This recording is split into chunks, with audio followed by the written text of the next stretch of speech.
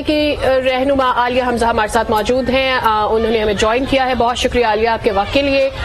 سب سے پہلے یہ جاننا چاہتے ہیں کہ احتجاج ہوا، جو مقصد آپ نے رکھا تھا آج کے احتجاج سے، کس حد تک آپ کو لگتا ہے اس میں آپ کو کامیابی حاصل ہوئی ہے اور آئندہ کا لاہ عمل کیا ہے اب؟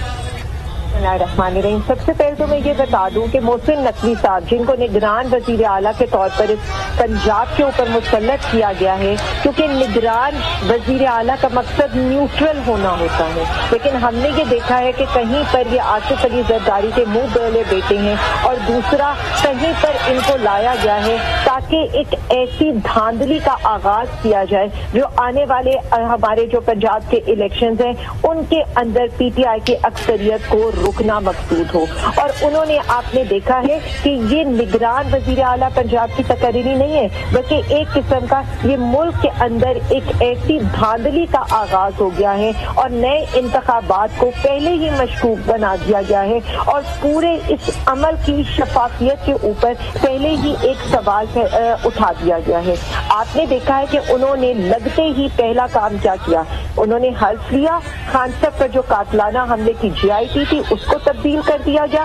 اس سے ہمیں سمجھ میں آ رہی ہے کہ محسن نقوی کو کس نے اور کیوں سی ایم بنایا، اور صرف کیا یہ وزیر آباد قاتلانہ حملے کے مجرموں کو بچانے کے لیے کیا جا رہا تھا، یا پھر یہ اس لیے کیا جا رہا تھا کہ یہاں پر آپ یہ دیکھ لیں کہ انہوں نے اگلے جو تقرریاں ہیں وہ کہیں پر سی سی پی او کو لگایا گیا، اس سی سی پی او کو لگایا گیا جس نے 25 مئی کو پی ٹی آئی کے ہمارے اوپر پرچے کیے، ہمارے گھروں کی چادر اور چار دیواری کے تقدس کو پامال کیا، ہمارے اوپر ڈنڈے برسائے، ہماری گاڑیوں کو توڑا، اور بالکل اسی طرح سے باقی بیوروکریسی کی بھی اس وقت آپ نے دیکھا ہے کہ جس طرح سے ان کی اکھاڑ پچھاڑ جاری ہے. تو کیا نگران وزیر اعلیٰ کا کام یہ ہے؟ نگران وزیر اعلیٰ نگرانی کے لیے آتا ہے. ٹھیک، آئیے یہ بات تو سامنے آ گئی ہے. گزشتہ روز جو پی ٹی آئی کے چیئرمین عمران خان کی جانب سے بھی خطاب کیا گیا کہ آپ لوگ نگراں وزیر اعلیٰ سے خوش نہیں ہیں. آج اسی سلسلے میں آپ لوگوں نے احتجاج بھی کیا. قانونی چارہ جوئی بھی کرنے کا آپ حق رکھتے ہیں، پٹیشن فائل کریں گے آپ لوگ. کیا اب تک آپ لوگوں کی جانب سے حکمت عملی تیار کی گئی ہے ان کے خلاف؟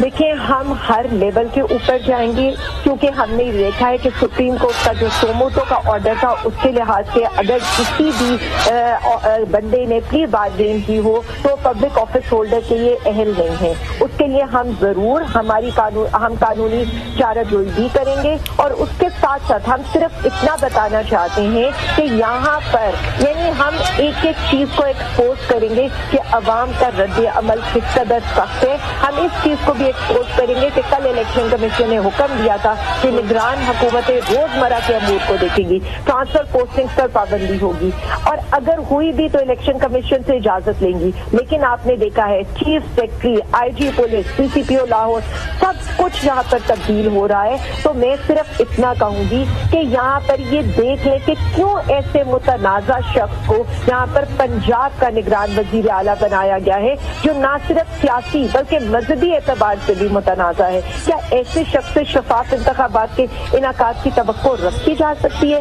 میں صرف اتنا کہوں گی، ملک کو انتشار کی طرف لے جانے کی ایک سازش ہو رہی ہے، کیونکہ اگر 25 مئی کے تحریک انصاف کے ورکر کے قتل میں ملوث جو بلال کمیانہ صاحب تھے ان کو دوبارہ لاہور میں لایا جا رہا ہے، تو آپ صرف اتنا ہی دیکھ لیں کہ پلان کیا ہے. کیا پلان انتخابات کو روکنا تو نہیں ہے؟ کیا پلان ہمارے لوگوں کے اوپر دوبارہ سے ظلم و ستم ڈھانا تو نہیں ہے؟ کیا ایسا تو نہیں ہے کہ عمران خان صاحب کے جو تحفظات ہیں کہ عمران خان صاحب پر کانٹا مار دیا گیا ہے؟ تو پھر یہ دیکھ لیں کہ ہم کیا چاہ رہے ہیں، ہم اس ملک کو انتشار کی طرف کیوں لے کر جانا چاہ رہے ہیں.